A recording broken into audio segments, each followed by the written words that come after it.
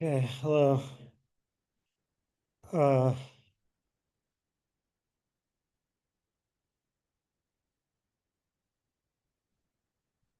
all right.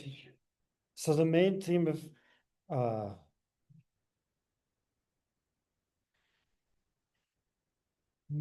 the meeting for today is physics. Uh, well, and the mind-body relation.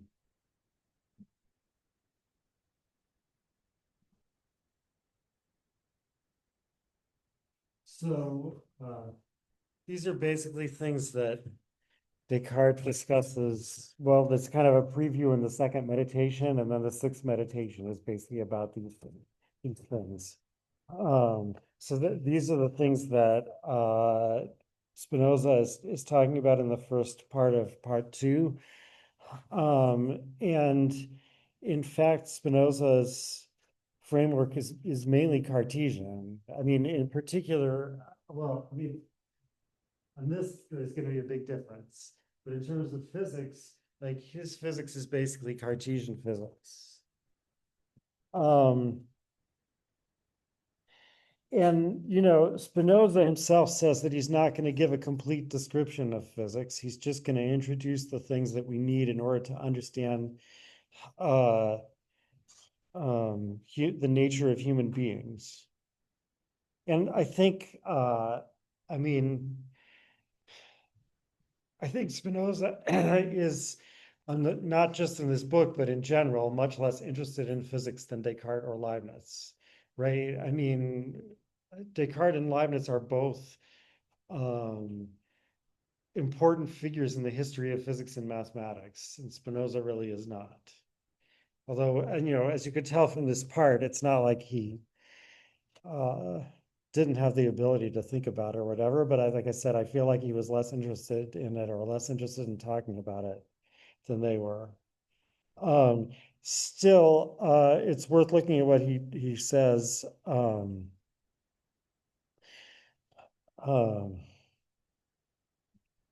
so, um, and like mostly, I'm going to talk about uh, the ways Spinoza is different from Descartes, not all the ways he's the same as Descartes. Um, um,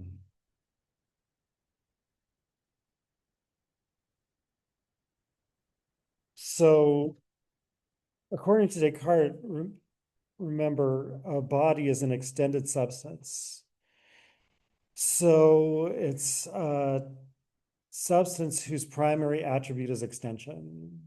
And that means that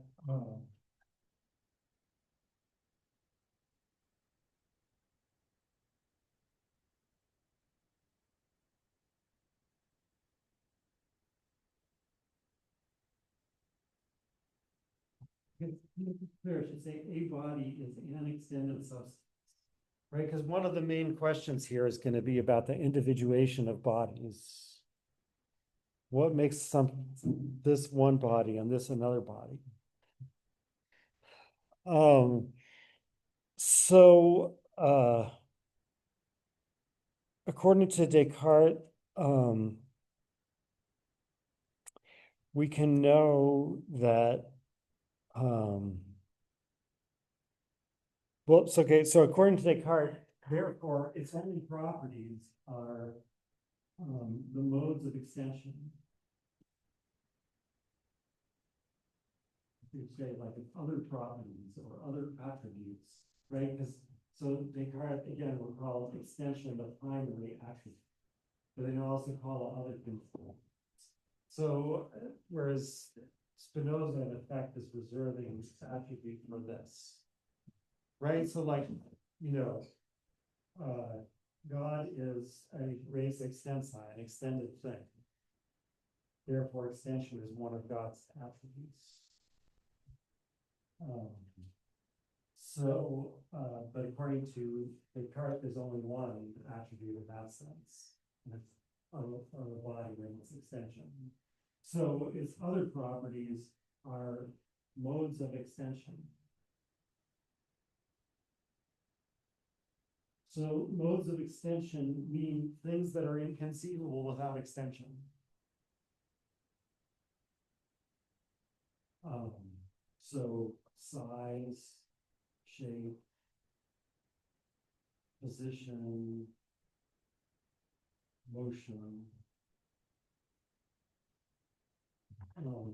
Well, plus one more. No, maybe two more actually. Number and duration. So number, I'm not really going to talk about, although it's definitely weird. Yeah. What about hardness? I was curious about. Yeah, so hardness, according to Descartes, is a sensible quality, and it's in us, it's not in bodies. Hardness is the kind of feeling you have when the body resists. um, of course, there's something about the body that causes you to have that feeling. Just there's something about the body that causes you to see the color and whatever. But it's wrong to attribute that to the body. According to Descartes. He actually, I mean, that's an important difference between, well, I don't know, hardness.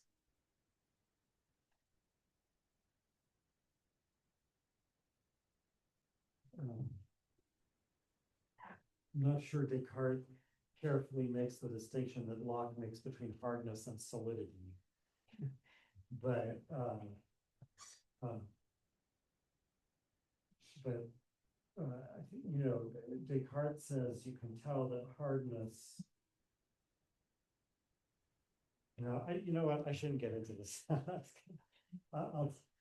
You take 100C next quarter. I'll describe how Locke is responding to what Descartes says about hardness. All right. Anyway, I mean, these are weird because, first of all, they don't seem to be inconceivable without extension. And actually, Descartes explicitly says that both thinking things and extended things have these modes, which is hard to figure out how that could be. But leaving those aside, we have these things here. And, I mean, I guess I would say, well, there's going to be the same issue in Spinoza, right? Like why time can be applied to different attributes.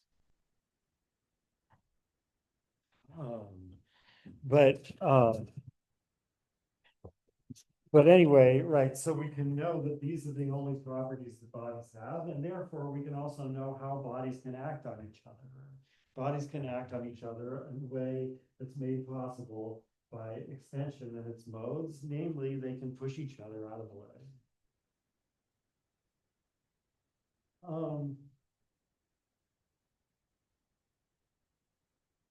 Now, however, there is a problem with this, which is, I mean, specifically because this list doesn't include anything like hardness or solidity or color that could explain how where a body is different from empty space. So, right, like empty space, an empty space would also have a size, shape, position, and motion. So according to Descartes, that's because, so the way he puts it is a vacuum is impossible. But you could mean different things by that. Like, I mean, Aristotle thinks a vacuum is impossible, or I mean, in some sense impossible. I think many Aristotelians think a vacuum is logically possible, but physically impossible, or something like that. But right, and what I mean by that is this, bodies will always get into every space. But what Descartes means when he says a vacuum is impossible is that there is no difference between a body and an empty space. So the idea of a space without a body in it makes no sense, because a space is a body.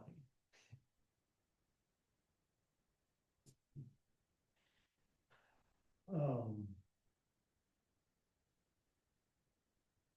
so, and therefore, he says, if you ask him, well, what would happen if God annihilated this body and it left all the others in place? And he would say, well, then the other bodies touch each other somehow. um, uh,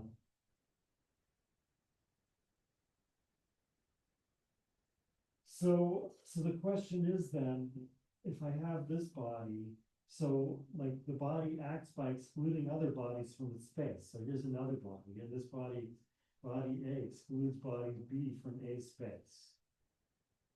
But what does this line mean? Right? Like what makes body A any different from body B? There, nothing changes as you go across this line.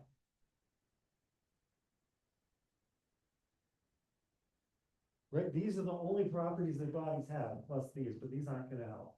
These are the only properties that bodies have. So, so you want to say, well, this body, takes up this space, and this body takes up this space. But there's nothing taking them up.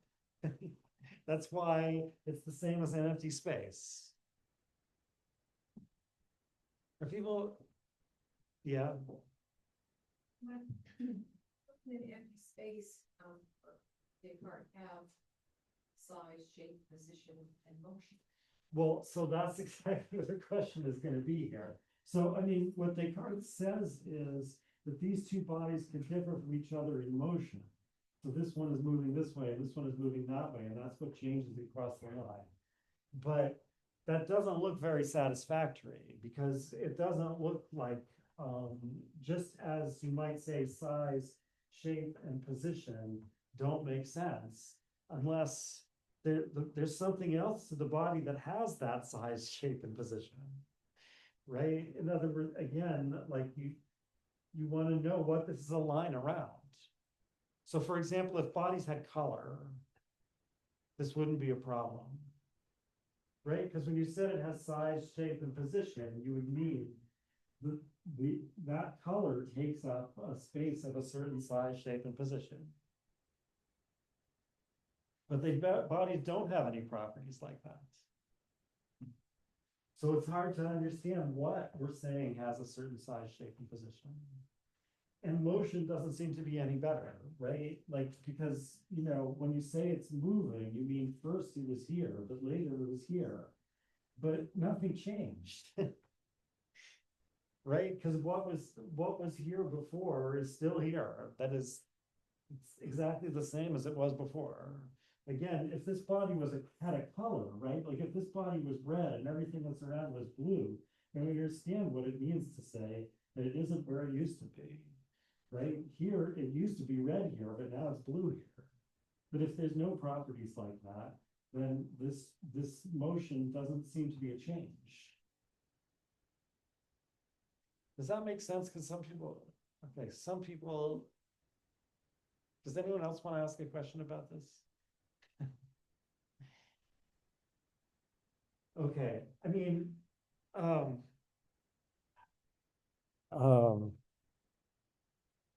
so that's a big problem that Descartes has. Descartes has another big problem, which I've already mentioned before, about the mind-body connection. Right? Like, how does it make sense to say, first of all, how does it make sense to say that an incorporeal thing moves and is affected by a body at all. And, right, because they have different primary attributes. So, like, as Spinoza would say, they have nothing in common. So, how can what one of them does have any relevance to the other?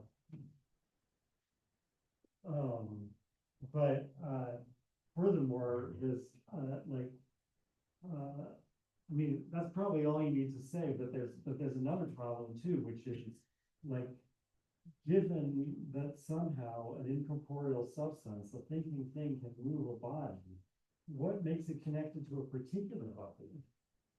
Right? Like, why can my mind move my pineal gland, but not your pineal gland? So, like, you want to say, oh, my mind is kind of near mine, not near yours. But that's not right. Bodies have position. That's a mode of extension. Right? Incorporeal things don't. They're not in a place. So what could be the nature of the relationship between this? I guess usually I draw them with these little stars, right? Like, what would be the nature of this relationship? Descartes doesn't seem to have a good answer for that either. This thing about the mind-body relation, by the way, I think I mentioned this is one of the main topics of the correspondence between him and Princess Elizabeth. And she's, says very courteously, hey, Descartes, this doesn't make any sense. And he tries to answer it, but he does not seem to have a good answer. So, okay, so anyway, that's Descartes and the problems with Descartes. So, okay, Spinoza, of course, is not going to define a body as an extended substance. I mean, there is an extended substance, namely God. There's only one, but God is not a body. For example, God doesn't have a size, shape, position, or motion.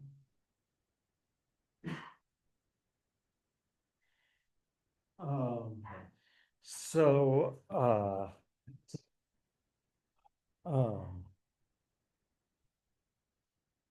right, God doesn't have a size, shape, or position because God is indivisible. And God doesn't have motion or rest because God is immutable. That is unchanging. I mean, it's clear why that means God doesn't have motion. But I think if by rest you mean it's staying in the same place and not moving, then an immutable thing can't really be at rest either. Like, rest is the absence of, or I mean,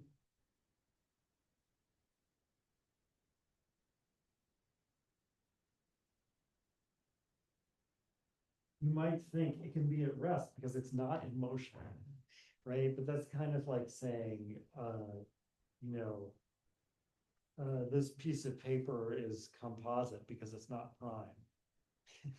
Using those as names of types of numbers, right? It's not true. Like, being composite is a property that only attaches to something that could have the property of being prime, or like something like that has the property of being prime. So similarly, I think, if you think of rest as related to motion in that way, it's not the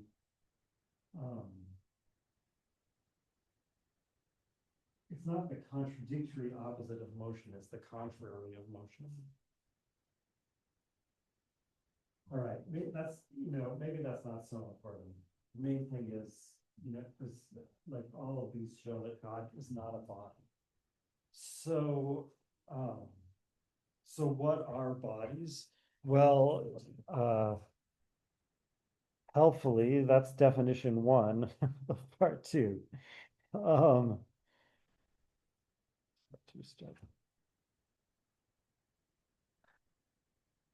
By body, I understand a mode that expresses in a definite and determinate way God's essence, insofar as he is considered as an extended thing. right? So a body is a finite mode of the attribute of extension. Um, as I said last time, I'm not sure what the infinite modes of the attribute of extension are supposed to be. But the finite modes of the attribute of extension are bodies. Um,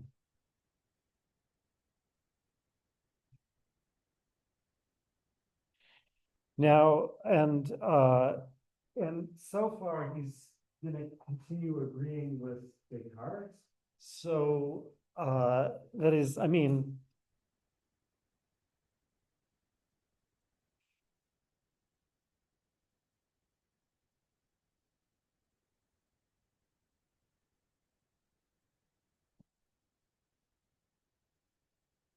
finite mode of the extended substance. The extensive substance, the extensive substance, the extended substance as such, right? That is God regarded under the attribute of extension. Um, so that's a big difference, but after that, he's going to agree with Descartes about a lot of other things. For example, bodies don't differ from each other in substance. This is lemma 1 on page 72.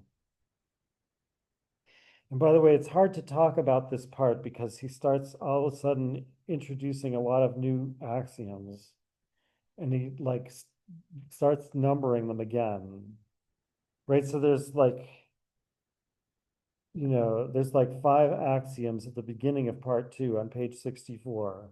But then when in his whole treatment of physics, basically, his treatment of bodies, he introduces more axioms, right? Like on page 72, there are 2 new axioms, and they're called axiom 1, axiom 2. So it makes it hard to refer to this part of the book. But people will say something like axiom 1 before lemma 1. So anyway, lemma 1 on page 72, bodies are distinguished from one another in respect of motion and rest, quickness and slowness, and not in respect of substance. Now, I mean, but they don't differ in respect of substance, like is automatic for Spinoza. Nothing differs in respect of substance. There's only one substance. Um, and that's why the proof of lemma 1 is super short.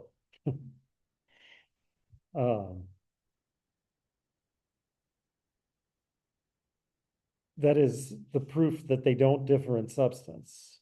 The proof of the first part, he just says, that is that they do differ in motion and rest and quickness and slowness. The first part of this lemma I take to be self-evident. That's the proof. Um, um,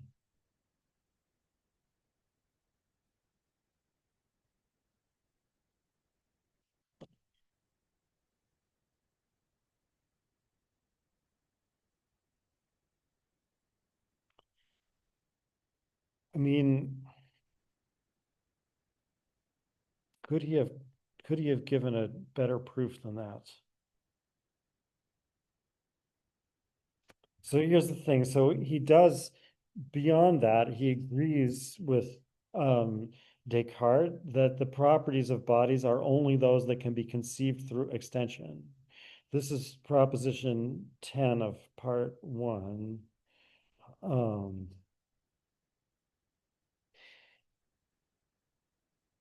I mean, this is a result of proposition 10 of part 1. Each attribute of one substance must be conceived through itself. That is, if you, and I often draw Spinoza. Let me get an eraser.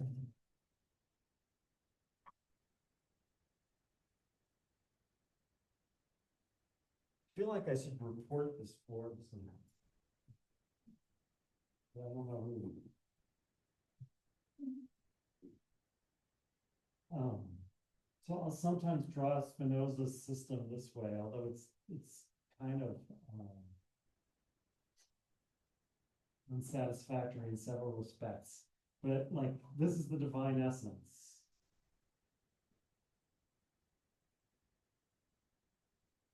And these are the attributes that express it. So one attribute is thought, and another attribute is extension. And there's supposed to be other attributes, but we don't know what they are. So I often call the third attribute Q. Right. So, so proposition 10 of part 1 says that each of these attributes is conceived through itself. And, I mean, that must be true. And this is what the proof of proposition 10 of part 1 says, because each attribute completely expresses the divine essence. And the divine essence can be conceived through itself. It's self-caused, right? So therefore, each attribute also can be conceived through itself only. Meaning, like, so to speak, you don't have to have any ideas of thought or cue to understand extension. And then obviously the modes of extension are, by the definition of modes, they're things that can be only can be conceived through extension. So since proposition 10 says extension can only be conceived by itself and not through any attribute, that means that every mode of extension can be conceived through extension and its modes, and not any attribute or any other attribute or its modes. So you couldn't attribute something to that mode that involved the idea of another attribute. So everything you attribute to that mode has to be something that follows from the attribute of extension. Right, so that's like Descartes' version of the proof that since the extension is the primary attribute of body, all the properties of body have to be things that can only be conceived through extension.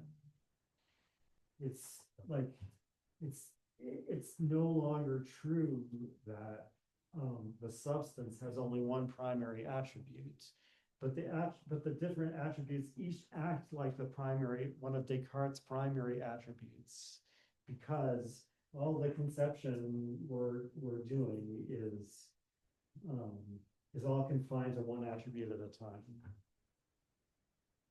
Did that make sense? Okay, so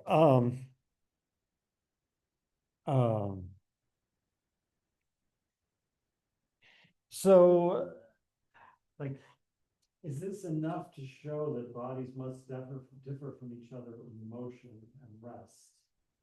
I mean, if you know enough about extension. Yeah. Oh, okay. I have a question. I understand that Spinoza says not to look at final causes, but it seems that bodies either have motion or rest. And he says that goes on ad infinitum. My question is, does God set a thing's motion or rest originally like into motion or something into rest originally?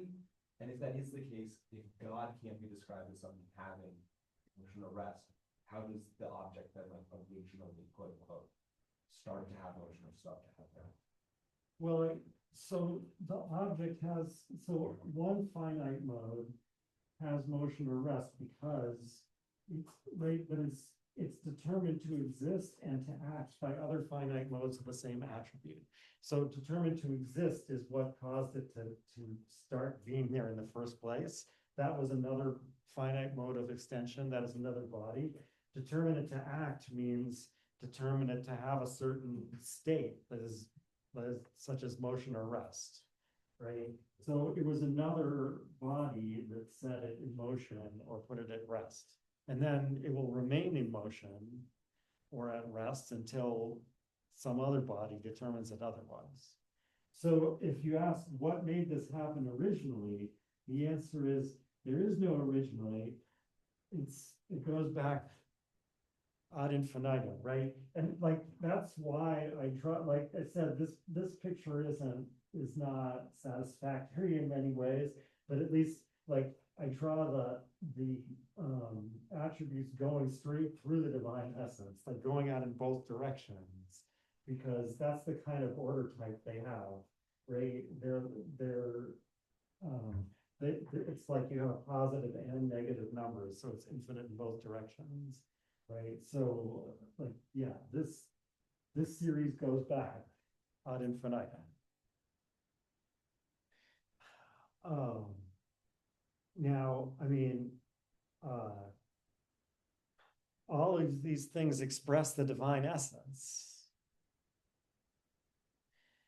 So, not because, I mean, you can think of this as, yes, God, and I mean, and it's true, but it doesn't mean what you might think or something. Like, you can think of this as, yeah, God can explains this through an infinite series of steps, which makes it sound like if you went far enough this direction, you would find the divine essence at infinity. But I mean, of course, you like that this is infinite means that you won't find anything, you'll just keep going. So, but you know, God is the cause of the whole series. Because this whole infinite series is an expression of divine power. Because it's these things are all conceivable as conditioned by these other things and so forth. And everything conceivable follows from the divine essence. So that's the way God causes something through an infinite number of steps. I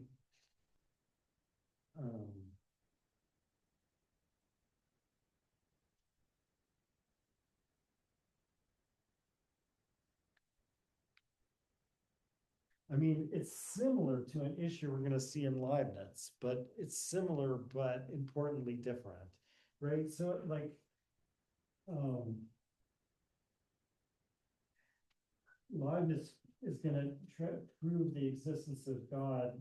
At least one way of proving it is through what he calls the principle of sufficient reason.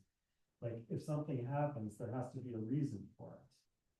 And that happened rather than something else, right? And Leibniz will say, well, of course, it's true that that thing was necessary given this other thing that happened before, and this thing was necessary given this other thing that happened before, and so on and so forth.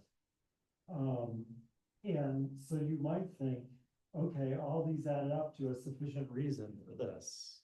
And again, it would go back infinitely far. But Leibniz says, no, because you still don't have a reason why this infinite series and not some other infinite series.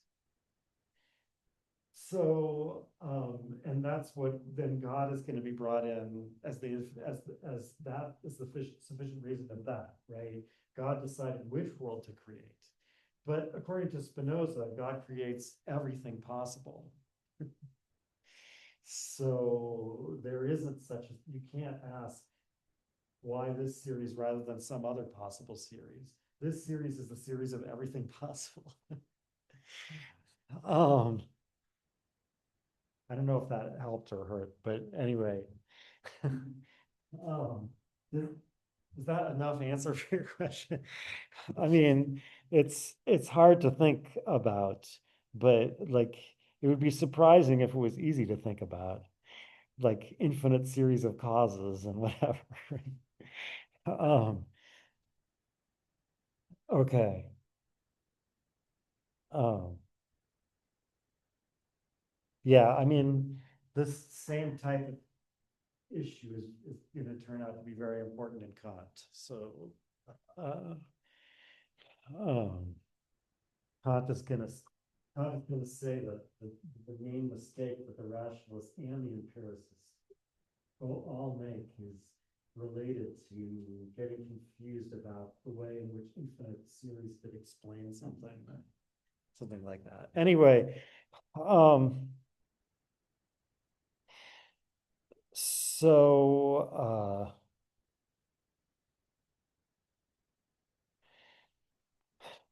right, so getting back to what I was supposed to be talking about. So Spinoza agrees with Descartes that these are the only properties that bodies have, and that they differ from each other in motion and rest.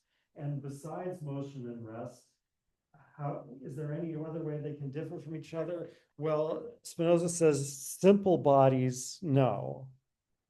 I mean, when he's saying that, does he mean that they can't differ in size, shape, and position? I think again, the point is that if you ask what makes everything in a certain region into the same body, and you have to answer that question before you can say what size or shape it has, because you have to know where to draw this line. And then you can see, oh, how big is it? What shape is it? The question of whether this is all one body is the question of whether its parts are all moving in the same way, or at rest, or all at rest. So that's what, so again, just as in Descartes, when we ask what happens when we cross the line from one body to another, the answer is a change in the state of motion or rest from one to the other. So is there any other way that bodies can differ? Well, again, so Spinoza says not if they're simple bodies, but composite bodies can differ because of the motion and rest of their components. Right? So there can be two bodies right next to each other that, I mean, actually, this is probably a misleading way to draw composite bodies, and I'll try to explain why. But there can be two bodies next to each other, both at rest, but this one has this kind of motion going on inside, and this one has some other kind of motion going on inside, and that's what changes when you cross the line. Right? But if the two bodies are simple, so they don't have component parts that can move relative to each other, then it's only motion and rest.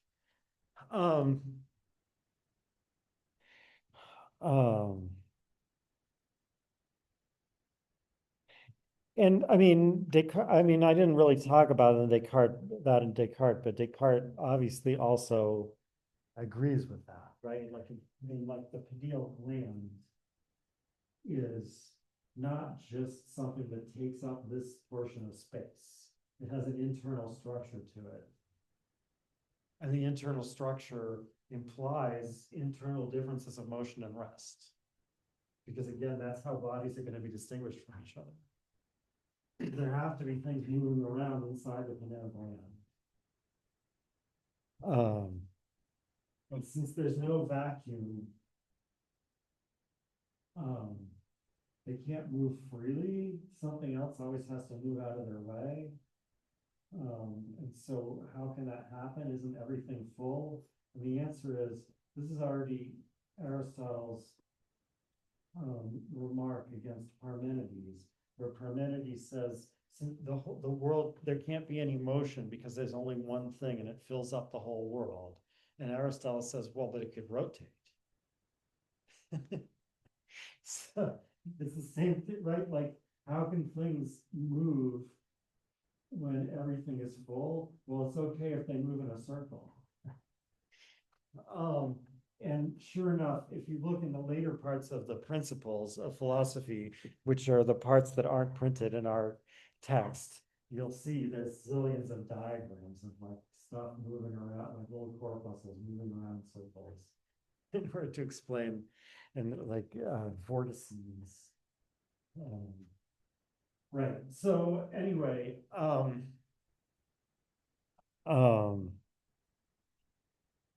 so that's what's going on inside the pineal gland and every other composite body. There's little vortices.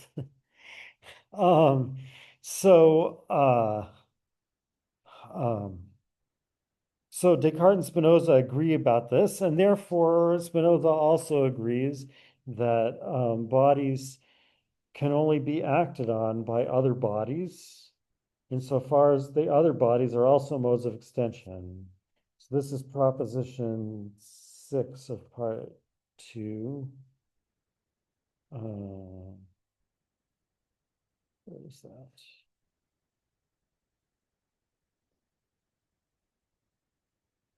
The modes of any attribute have God for their cause only insofar as he is considered under that attribute and not insofar as he is considered under any other attribute.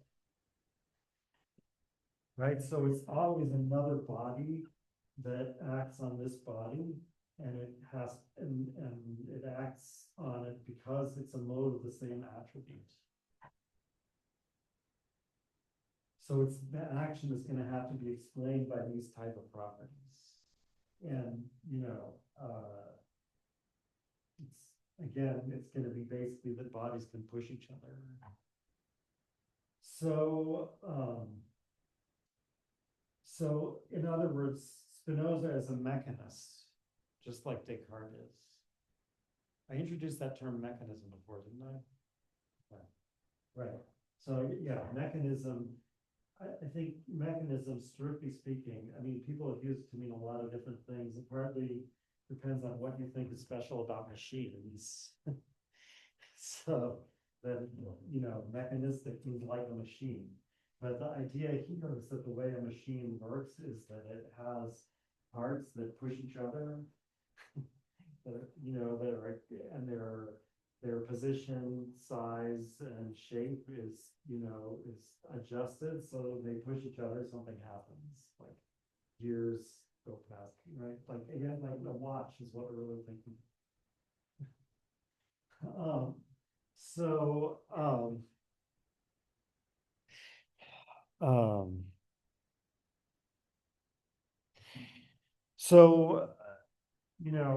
as I said, there's an asterisk in both cases because Spinoza, this is like, these are the same version. So, Spinoza also says that every finite mode has a duration. Now, I mean, in a way, as I think I already said last time, duration and finitude mean the same thing. So in that sense, it's not surprising.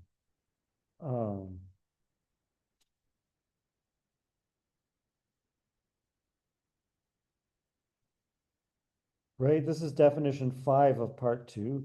Duration is the indefinite continuance of existing.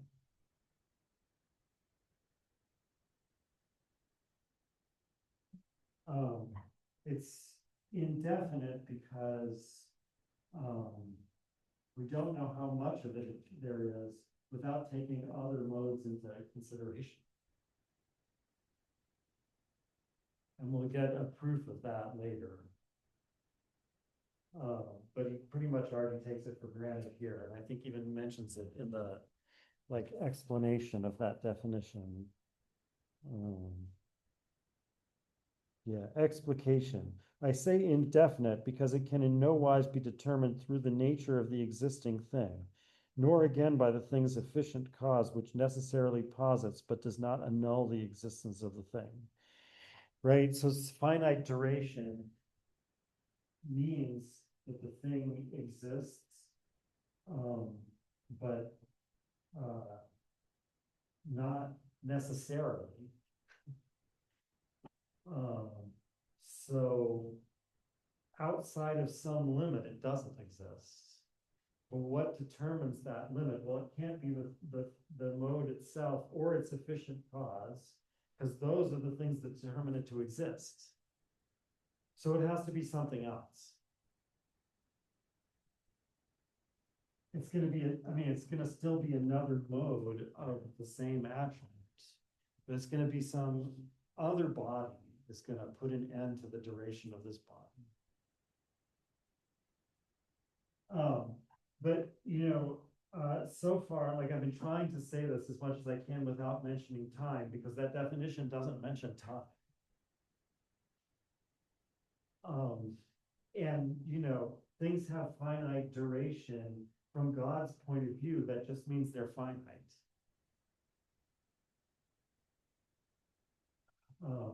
It means they're consistent. They exist on some condition, but they're inconsistent with some other condition.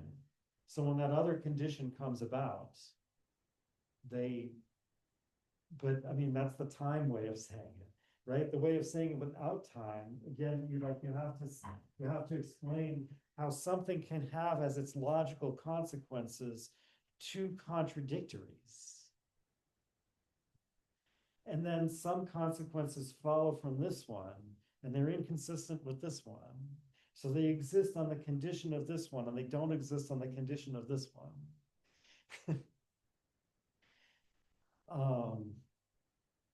Again, like the way we usually think about logic can't really make sense of that. But which again is an indication that, as Hegel will say, Spinoza really needs a different logic to make this work. But what's true is that from our point of view, all of this is supposed to be what like we experience as time. So from our point of view, we're going to say, it exists on the condition of this, meaning it's caused by this. And it's inconsistent by this, meaning it's destroyed by this. So it will exist as long as this, it will exist as soon as this acts on it until this acts. Right? Those are all things that will happen in time. And so like if you just think of duration as meaning finite existence, then it makes sense that it would apply to every modes of every attribute. It makes sense. It might raise some questions about the status of the predicates finite and infinite.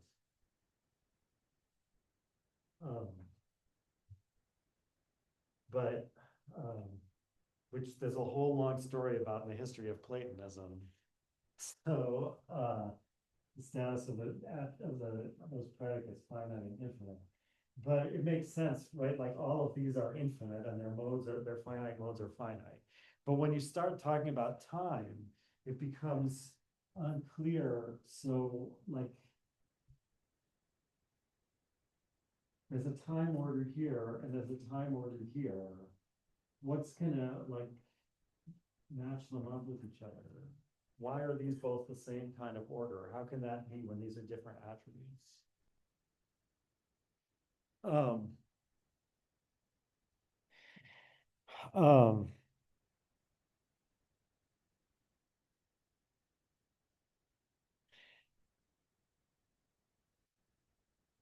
Okay, so that, like I said, is a problem that Spinoza has inherited from Descartes, and Leibniz. There's going to be a similar problem in Leibniz. Another thing that Spinoza has inherited from Descartes, but because he's inherited this, as you'll notice, there's no room for something like mass in this picture. Right? Like mass means that there could be two things of the same shape and size, but there's more in this one than there is in this one.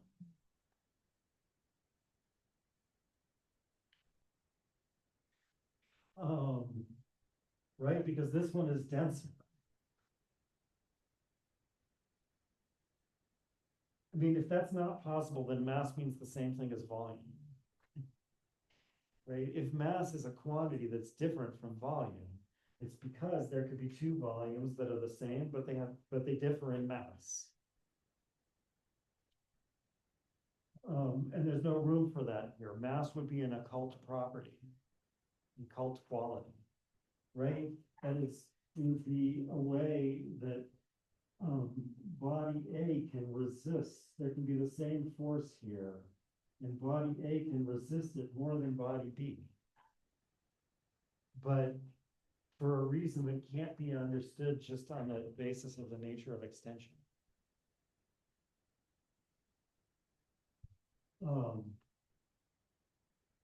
So strict mechanists can't believe in mass. Now Leibniz is going to have a way of trying to solve that problem.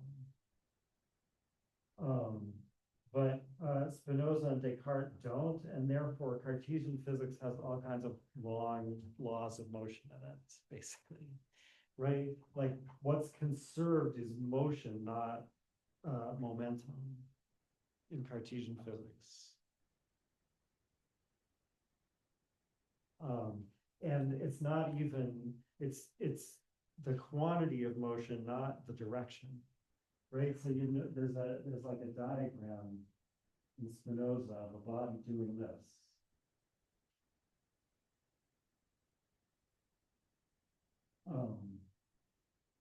That's impossible. Right? That's physically impossible.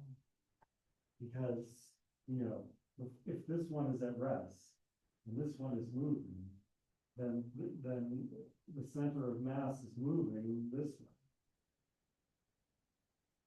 So the momentum is going this way, and now when it bounces off, all of a sudden the momentum is pointing that way.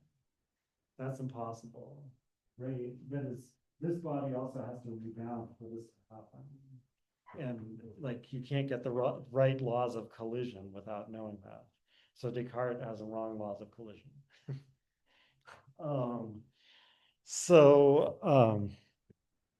And it's hard to see how that can be fixed without abandoning this in some way or other.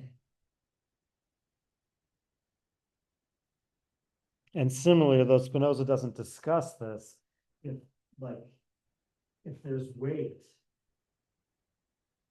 or levity, that is gravity or levity, if things tend towards the center of the earth or away from the center of the earth, that has to be explained by mechanical action of something. Descartes tries to explain the motion of the planets around the sun using his vortices. So like interplanetary space is full of these big vortices and they're pushing the planets around. And Spinoza would have to say something similar if he were interested in that. Okay, so after having shown how much they agree with each other, it might start to seem like this difference is merely verbal, right? Like it's a question of what you call a substance.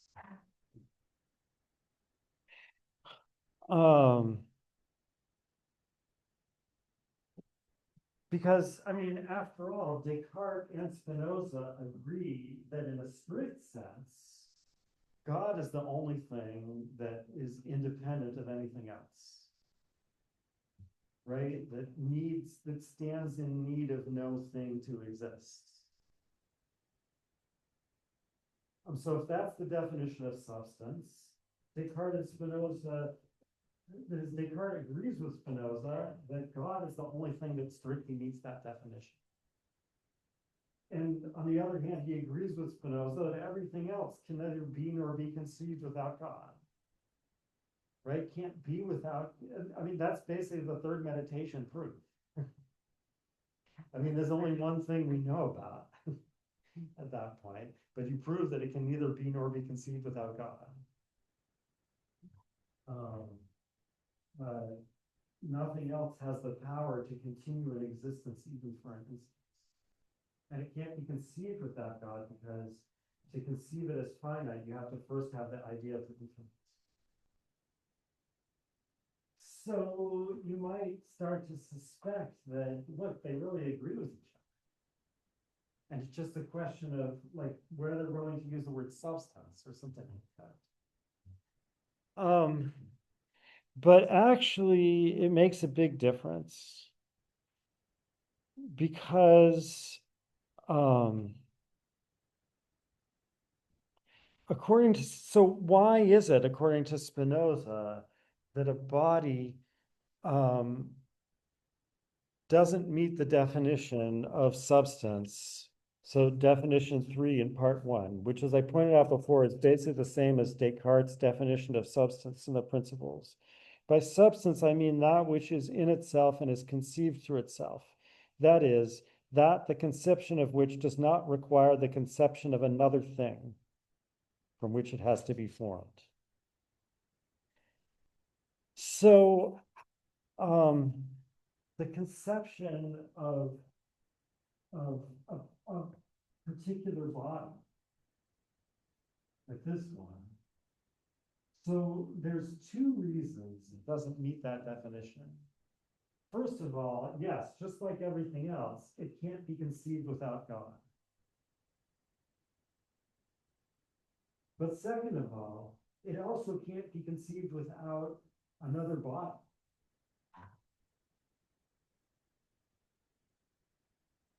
That was the body that caused it. Its efficient cause. And remember, the conception of the effect involves the conception of the cause.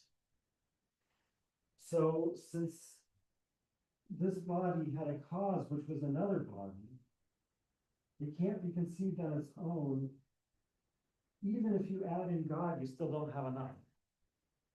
That's the difference, right? That's the difference that's clearly not merely verbal, because Descartes thinks that an extended substance can be conceived on its own. Except, of course, it depends on God. But other than that, it can be conceived on its own, right? So, so like when I asked that question before about like, could God annihilate this body and leave all the other ones the same? And Descartes has trouble dealing with that, right? Because he says, you know, now these surfaces are touching each other. And as I think it's Hume who says this, right? It could be Locke, but I think it's Hume who says this. He says, look, how can these two things be, how can these two surfaces be touching each other? And yet at the same time, these two remain where they were. Because nothing moved, just only this was annihilated. So these two surfaces are still where they were before, and yet somehow these two are now touching each other. Well, like, that's geometrically impossible, says Hume. I mean, it's obvious, right? So, like, but in any case, all that question comes up because Descartes maintains that each body is depends on God, and other than that can be thought through itself with no other thing. So in particular, this body, or no, sorry, in particular, these bodies out here can be thought without this body. And that's why it's conceivable that God would annihilate this body and leave these ones here. But according to Spinoza, there are no situations like that. Everything that exists has followed by necessity out of the divine essence. And whether directly or indirectly, somehow or other, these bodies here are, you know, part of the exact same chain of consequences as this body here. So, and this body can't be conceived without these, and these bodies can't be conceived without that one. So it's not true that God has the power to annihilate an individual mode.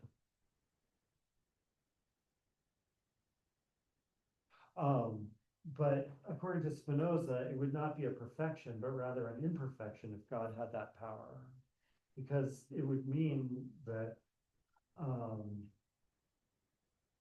there's something else God could have done that he didn't. Right? Like, in fact, this is the arrangement of bodies.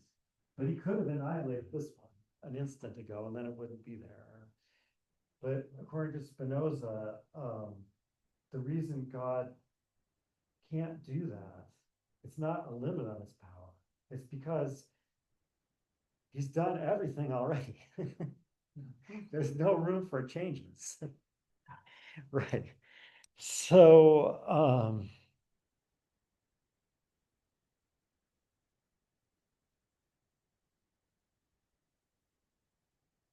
so now if we go back and ask that question, we were asking Descartes about the individuation of bodies.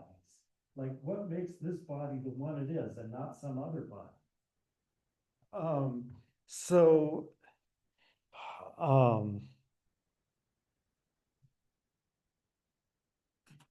well, what is it? Well, of course, as far as substance is concerned, it's God. As far as substance is concerned, everything is God. But it's a finite mode of God insofar as God is an extended thing. Well, which finite mode is? Well, it's the one that was determined to exist by this other finite. So that's what makes it the body that it is. But wait, what made this the body that it is? Well, it's the one that was determined to exist by this other finite mode. Isn't that an infinite regress? And Spinoza will say, yes. It's an infinite regress. Right? That is, there exists, and you can look at this. I think I meant to talk about this already last time, I didn't get to it. Like, why are the will and the intellect the same according to Spinoza? So, like, Spinoza and Descartes basically agree that what the will has to do is to affirm or deny things. I mean, in Descartes, you might think that after I've proved that my body exists, then I add something else to that. I think that's really not true, that it's still all that even when I move my arm, I do that by affirming some idea. But anyway, certainly before that, all I do is I make judgments. That's the effect of my will. So like I have an idea that's like a picture of something, like you know, a chimera or a piece of wax. And a judgment is that I add to that idea the affirmation, right? So I posit that thing as existing, to use terminology that became popular later. I make so that, like, according to Descartes, that's what a judgment is, and a judgment is an effect of my will. And remember, that was part of his explanation for the possibility of error, right? Because the ideas that I clearly and distinctly perceive, I like, reason leads me to affirm or deny them. And so I don't go wrong about them. But there's other ideas that I don't clearly and distinctly perceive. And in that case, reason doesn't determine me to either affirm or deny them, but I still have the power to do it. That's the indifferent freedom of my will. And that's why I can make an error. Right. So according to Spinoza, however, so now we're talking about modes of the attribute of thought. And in particular, we're talking about modes of the infinite intellect, which is an infinite mode within the attribute of thought. Because that's what the intellect is. The intellect is the kind of thought that involves ideas. And again, ideas are like, as Descartes says, they're like pictures. They're representations of something. They have an object. The object might be this mode here.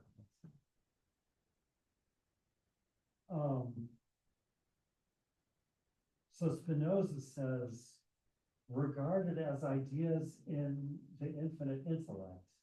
And I mean, it's the reading for next time, we'll finally get the explanation of what that really means. But like, regarded as ideas in the infinite intellect, all these ideas are clear and distinct.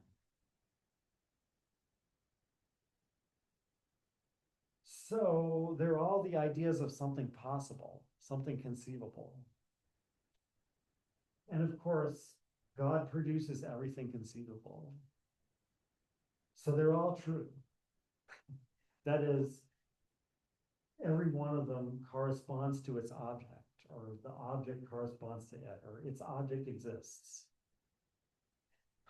And so for the infinite intellect, having the idea is the same as judging that the object exists. That's why will and intellect are the same.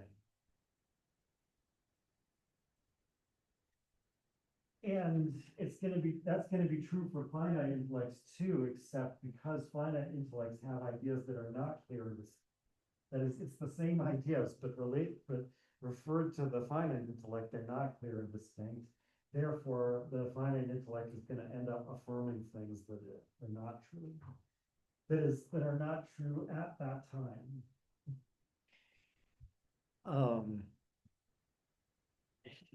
So it's going to end up affirming that Paul exists, even though it's really only the effect of Paul in my body on my body that still exists, and Paul is like become dead Paul, like dead Bucephalus, right? So right. So I mean, so I was going off on that. Now that wasn't just a tangent. I was talking about that now because I wanted to say, so therefore you can regard a series of thoughts here as either kind of demonstrate or either a kind of definition, right? That tells that when you add it all up, it tells you exactly which this idea is, makes it clear and distinct. I mean, that's why the infinite intellect is going to have all clear and distinct ideas, because it always has that infinite definition. So you can think of this as an infinite definition, or you can think of it as an infinite demonstration of this judgment. Right? You can think of these either as clauses in a definition or as premises. Or I guess not premises, but steps in a demonstration. So all of that is, by way of saying that, like, on the one hand, the infinite series of other bodies, like, are a series of the causes of this body. And since they're causes of it, they, they're conceived one on the basis of the last, right? Because of axiom 4 of part 1. So, but on the other hand, the other bodies can also be seen as defining which this body is. And that corresponds to the same series of ideas seen as a definition. And one way or another, you can already tell that a finite intellect, on the one hand, isn't going to have clear and distinct ideas of individual bodies.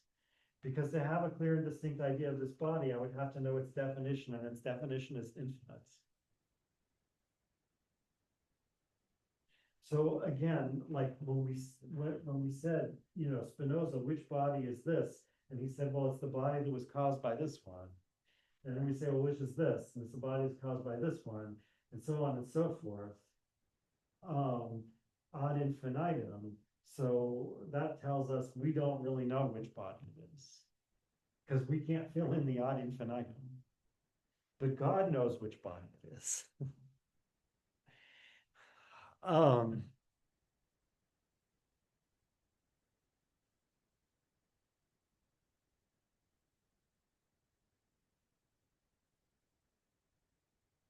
So, okay, so already by this switch, and as I explained, like the real difference that makes it clear that they're not just arguing about words here is this fact that this body is inconceivable without other bodies, right? And by saying that, Spinoza has already solved, I mean, if you accept this idea of an infinite definition, has already solved a difficult metaphysical problem that Descartes has.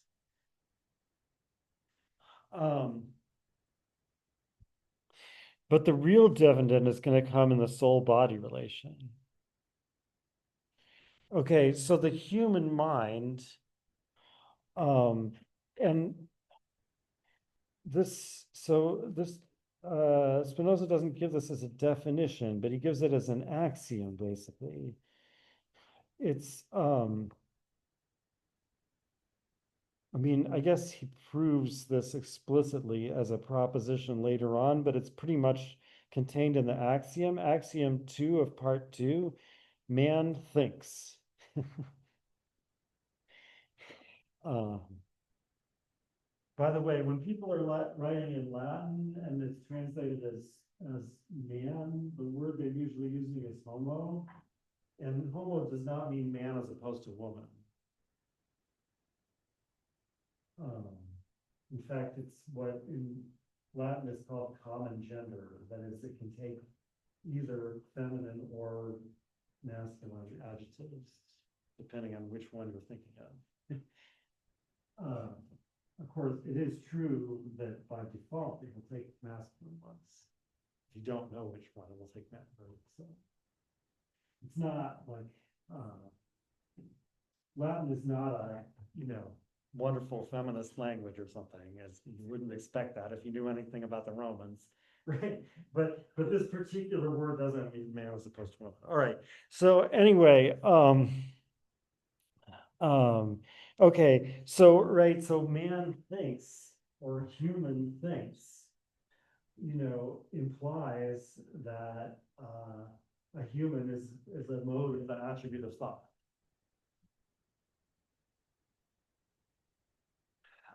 And that a human is a finite mode of the attribute of thought follows from axiom 1 of part 2. The essence of man does not involve necessary existence, right? So,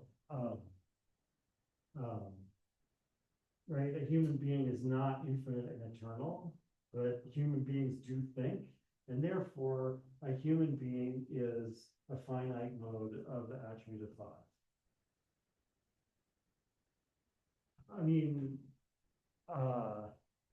you can say the human mind, and this is what it usually says, is an attribute of the mode of thought. And then you can talk about the relation between a human mind and a human body. But I think you can tell from that axiom 2 that he thinks what's strictly speaking to be called a human is a human mind. Right? Because again, axiom 2 says human thinks. That means that what's properly called human is a mode of the attribute of thought. Okay. So that means a human mind is basically an idea. Now, what I mean by basically is, like Spinoza says, this is axiom 3. Modes of thinking such as love, desire, or whatever emotions are designated by name do not occur unless there is in the same individual the idea of the thing loved, desired, etc. But the idea can be without any other mode of thinking. By the way, at this point, it really seems like desire and other emotions are other modes of thinking besides the intellect. But I think later it's going to turn out that that's not really the case. But anyway, or at least from God's point of view, it's not the case. But in any case, what he's saying there is that like other modes of thought require an idea. So like if I'm gonna love, I have to love something, and so I have to have an idea of the thing loved. And then I add love to that. So I could have had just the idea of the thing loved. That meant, it wouldn't be the thing loved. I could have had just the idea of that thing. That would mean I was just like representing it to myself, so to speak. But then, or I could add something else to it, like love or desire or hatred or whatever. So that's why I say the human mind, since the human mind is a mode of the attribute of thought, it's basically an idea with perhaps something else added onto it. So what is it the idea of? And the answer is, my mind is the idea of my body.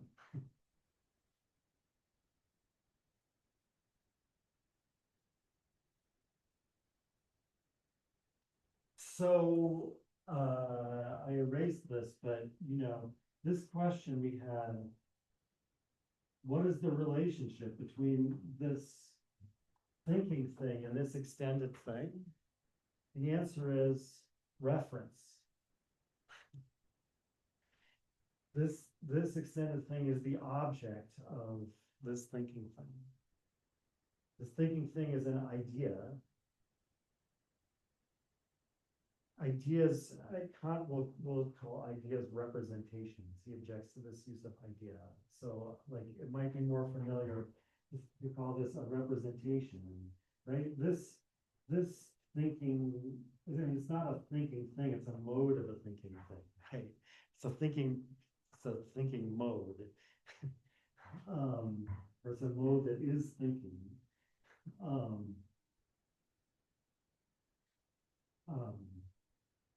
So by the way, like if you ask about that step in the cogito argument, did I prove that a thinking substance exists, or did I just prove that this thinking exists? So Spinoza's answer is, well, I mean, when I proved that I exist, meaning I proved, because I'm not a substance, I proved that some kind of property of thinking exists, so to speak. But then that turned out to be inconceivable without a substance. So that's how I proved that the thinking substance exists. But I'm not the thinking substance, or at least I am with respect to substance, but not with respect to mode. Right. So anyway, getting back to this. So this is the mind-body relation. Um,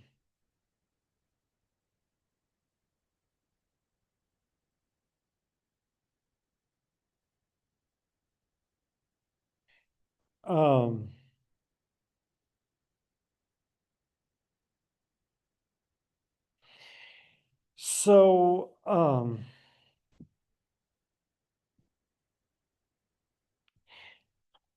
so what is this reference relation? That is, what is the relation between an idea and its object? And it's a little bit weird. Spinoza doesn't really explain what it is. Or he does give one explanation of it, but it doesn't seem satisfactory. So, I mean,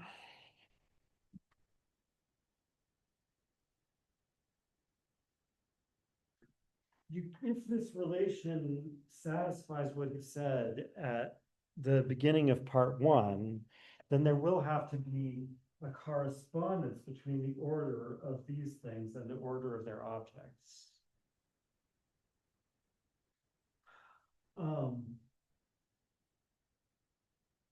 Because well,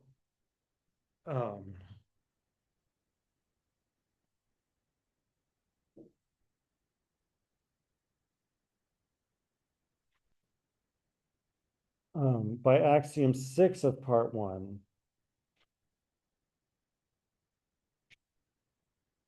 a true idea must agree with that of which it is the idea, the ideatum. There has to be something called agreement between this and this. And remember, regarded as modes of the infinite intellect, he's going to show that these are all true. So there's always agreement between them and their object. So that's one kind of correspondence. And moreover, the order of these has to agree with the order of these because of axiom 4 of part 1. The knowledge of an effect depends on and involves the knowledge of the cause. Right? So like if this idea follows from this idea, that is, this idea can be conceived only through this idea. That means the thing of which this is the idea must be caused by the thing of which this is the idea. Yeah. Question. Lemma 2 says all bodies agree in certain respects. Why doesn't that mean that they're all like? Doesn't that seem that then they all have to be infinite? They all can like agree to each other. Well, they all agree in certain respects, not in all respects. But can each body or each mode then agree with like an infinite amount of other bodies? Yeah, they all agree with each other. I mean, you can see that they all agree with each other because they're all modes of extension. I think that's the proof too, if you look there, right? So they're all modes of extension. So they all agree in being extended. And also whatever follows simply from being extended. So, what he's thinking about there is the like um the laws of geometry and mechanics apply to all bodies in common. And he's going to use that to explain how we can know those things, even though we have no clear and distinct ideas of other individual bodies or of our own individual body for that matter. But so I'll talk about that next time because that's when he's going to use that. Um, I mean, there may be some questions about whether that makes sense, but let me not get bogged down on them right now. All right. So, um,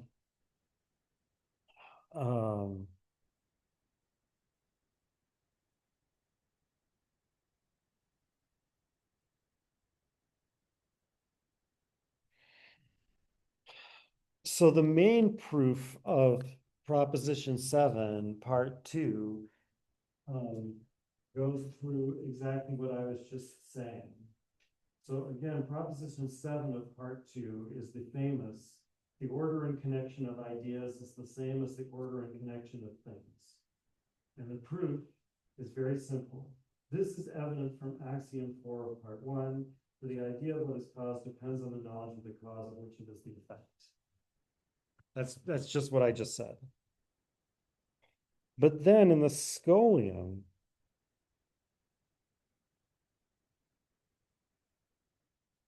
so I mean, so like first of all, that's sufficient, but it leaves mysterious like why these modes, why that axiom applies to these modes, right? Like axiom 4 of Part 1 basically just says that the order is the same. And that's why the proof is so short. Axiom 4 of Part 1 basically just says that these orders are the same. But that leaves it kind of mysterious. Why? Why are these orders the same? Like, what is it about this object, reference relation that guarantees that if this follows from this, this has to follow from that? So in the scholium, um, Spinoza offers an alternative proof that if we can make sense of it, would answer that question. And what he says there is that since all these attributes express the same divine essence, the, they're the finite modes of one are just the finite modes of the other one looked at under a different aspect. So when we look at God as a thinking thing, we find this mode. And when we consider God as an extended thing, we find the same mode, but just now considered from another point of view.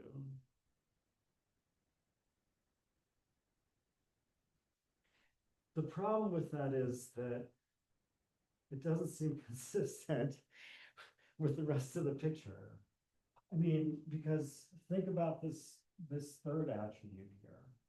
We don't know what it is, and we never will know what it is, right? And now you can start to understand why. I mean, or at least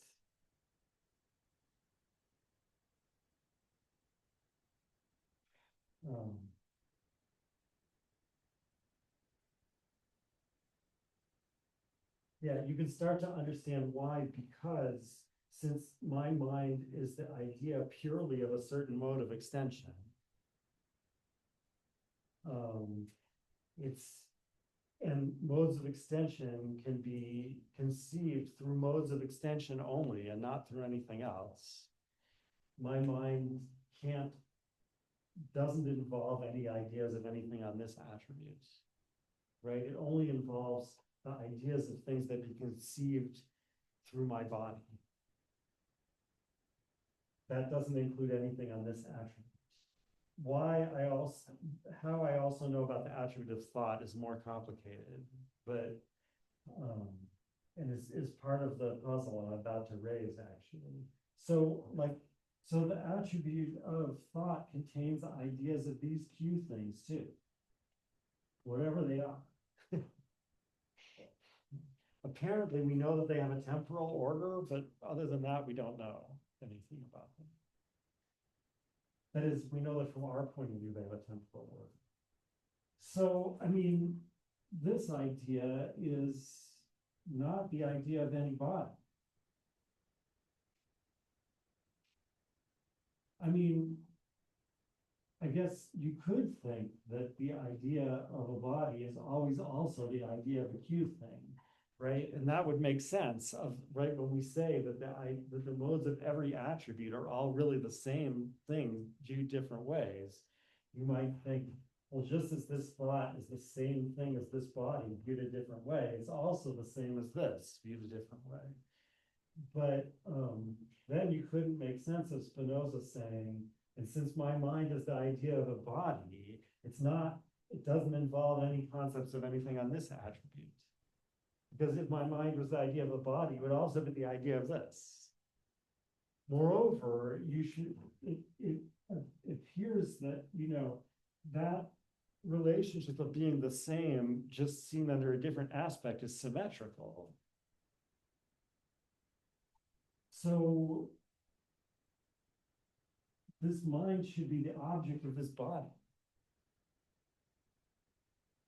But bodies don't have objects, right? I mean, we know what properties bodies have. Bodies don't refer to anything. So in other words, axiom 4 of part 1 and the proof of proposition 7 of part 2 that uses it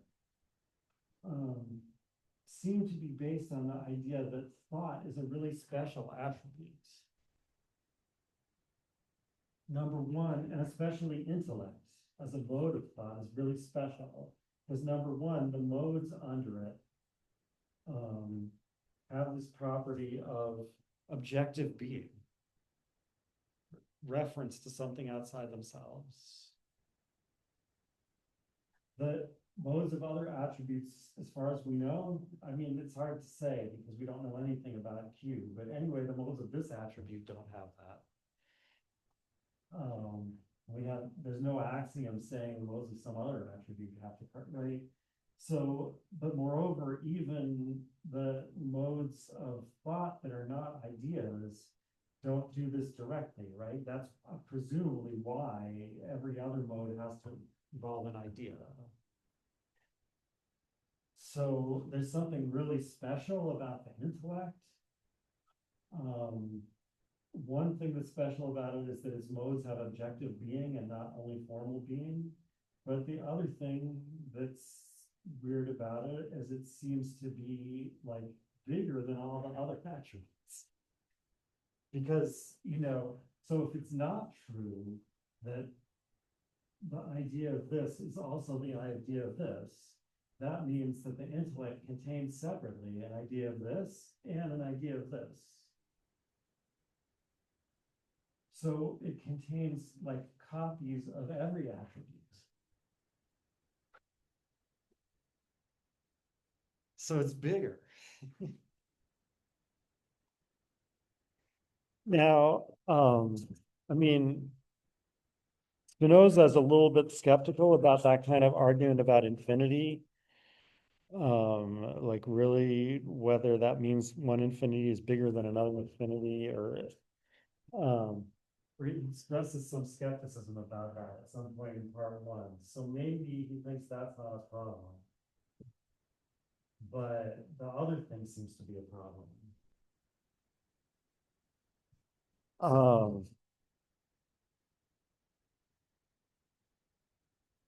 Okay, so I don't know how to resolve that.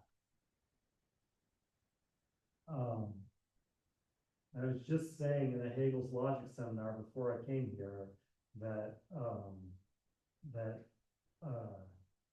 Hegel thinks that that's a sign that Spinoza is stuck at a at a level where you think of God as a substance and doesn't realize that God is also a concept.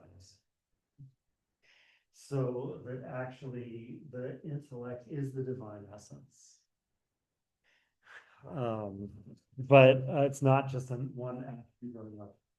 Aliveness is going to have another way of resolving this. I mean, that is not resolving it in Spinoza, but like setting up a system that doesn't have this problem. I don't know how to resolve it within Spinoza. And I see I only have 2 minutes left.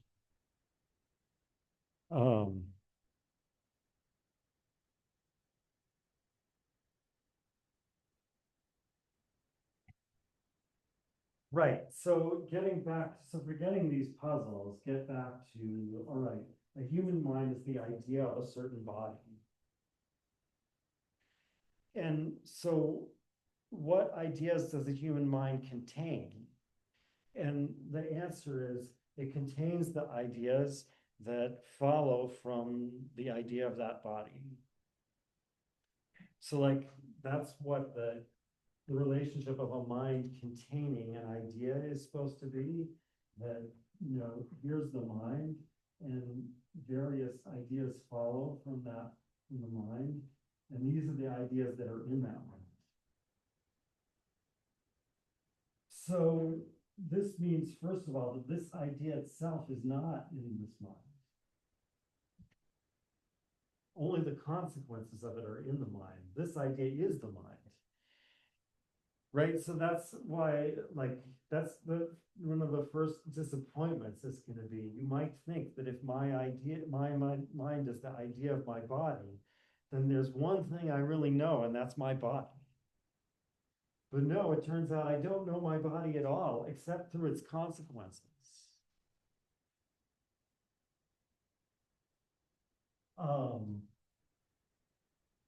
Furthermore, there's like, these ideas follow from this, but at least for the most part, they don't follow from this alone. So, like, what kind of mode of thought is a sensation? So here's my body. Another body hits it and leaves an impression on one of its soft parts. And Spinoza says, so this is what we call the image. That is, the image is something in the body, actually. But since this is in my body, it follows partly from my body, and therefore its idea follows partly from the idea of my body, and therefore I have an idea of this impression in my mind. But this impression also follows partly from this external body.